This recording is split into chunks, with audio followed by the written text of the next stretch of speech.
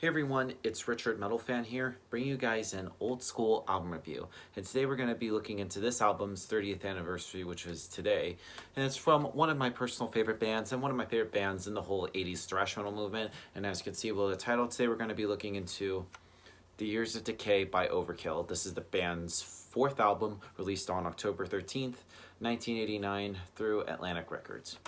Now, Overkill doesn't really need an introduction. I've reviewed this album, these guys a couple times. Some of their more recent albums, I should say, like hailing all the way from New Jersey. They've been around since 1980, and the band's fourth album, like coming out, the follow up to their previous album, which was I believe called Under the Influence, which came out in 1988, the year prior. And with that album, when compared Years of Decay, Years of Decay, can't even speak today, to Under the Influence, I feel like this is a step up in terms of like the musically speaking and production and songwriting, everything thing. I feel like they just gotten a lot faster with this album, like, and just heavier.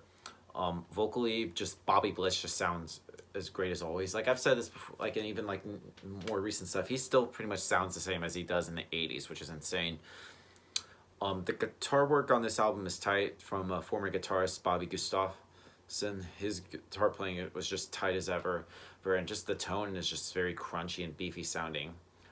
Bass wise, Dee Dee Verney's bass is really well heard in the mix, as well as like with all Overkill albums, you could definitely hear the bass really up in the mix. He definitely knows how to make it shine on every Overkill album. And drumming wise, former drummer Sid Falk's drumming is just superb. Nothing against, like, of course, Ron Lipnicki, and of course now playing drums with them, Jason Bittner. It's just really superb. So yeah, without further ado, let's dive into this album track by track. Now, starting it off is Time to Kill, which has a little bit of like some old school Metallica breaks and moments, and just I just liked how it has some really great drumming and typical vocal goes from Bobby Blitz Ellsworth. It makes it recognizable and tight as Overkill is known for, and has a great composition. In here, are a good way to start off this album. And then going on to the next song, which being, of course, Elimination, which is a mid-tempo pounder with extremely dynamic screeching vocals and a very strong chorus. And if you haven't heard this song yet, you have failed, period. Yeah, just wow, just everything about this song just kicks so much ass, and it's just the opening riff is just so awesome. Like, a lot of people compare it to almost sounding like Master of Puppets by Metallica, just like that main riff in there just sounds kind of identical, but it doesn't detract from the song. It just makes it, the song itself is just really great, and just the bass line and the chorus is just so amazing. Singing Blitz's vocals are just so amazing that you'll be haunted by his presence for the rest of your life if you don't learn the lyrics by heart. And the drums are so great. It's just, yeah, just fuck yeah, great song. Probably one of my favorite Overkill song, I'm not gonna lie. I Hate, which is the shortest and most aggressive song on the album, not to mention being lyrically about almost kind of like more punk inspired. If you're having a bad day and you wish you could kick the shit out of whoever made it. So this song is quite therapeutic, and it's a good alternative to facing assault charges. Yeah. Anyway, moving on to Nothing to Die For, which is another anthem of angst superimposed against a series of great thrash riffs, some of which sound like even more speed driven, of like Metallica's Blackened, not to mention one can you can actually hear the bass. I know I keep comparing Metallica and Overkill, but just some of these songs sound almost alike, but that's just me. And anyway, I won't talk about Metallica anymore. Moving on to the next song, being Playing with Fire, Skull Crusher, which is the longest song on here. It's 10 minutes long, and this 10-minute epic is the centerpiece of this album, and this serves as like the bridge to like the first and the second half of the album. And the heavy doom-like riffs of this track are incredible and evocative of like Black Sabbath's like early work. And if I had a complaint, it would be the length of the song. When it comes to like punk influence bands, longer tracks are difficult to pull off since the riffs are very straightforward and often don't have the room or ability to like evolve.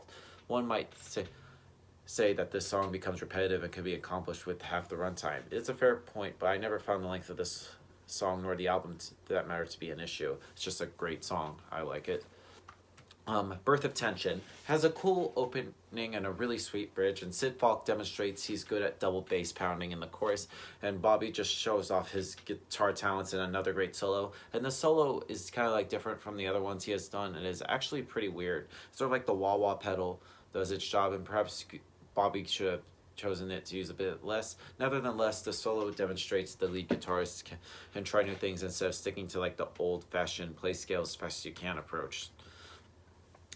Who Tends the Fire is also quite long and starts off quiet, but is far too menacing throughout to be profane with the right here. Anyway, moving on to the title track of the album, The Years of Decay, which is particularly is impressive. It starts off slow resembling ballad, where Bobby shows off his more melodic vocal style. And notably, there is some like a nice riff work displayed by the Bobby throughout this track, and I just like how you could also hear Dee Dee's bass throughout the track, and he does a really great job. However, Sid is just far more of a competent drummer. But why not be the driving force of the album? He certainly doesn't let it to like diminish the quality. And then the album finishes off with yet another great fresher, being Evil Never Dies. And I believe this is the final piece of the Overkill saga before being reintroduced later regardless. And so sort of like after this, they would kind of like have a couple lineup changes. And this track is a perfect finish to a legendary record. Or then Bobby just has a sweet solo right near the end that is, I believe, is criminally underlooked. And this is, of course, probably his last album with the band since he left afterwards, which is kind of a shame. I thought he was a great guitarist. Now, overall, The Years of Decay, which I'm going to say is probably my favorite Overkill album. Like, everything about this album is just so good. So if I have to give this album a score, I'm going to give this probably, I know, probably a solid 10 out of 10. So yeah, that's my review of The Years of Decay by Overkill, guys. Let me know in the comments what you guys think about this album, and I'll see you all in the next video. And as always, keep it metal.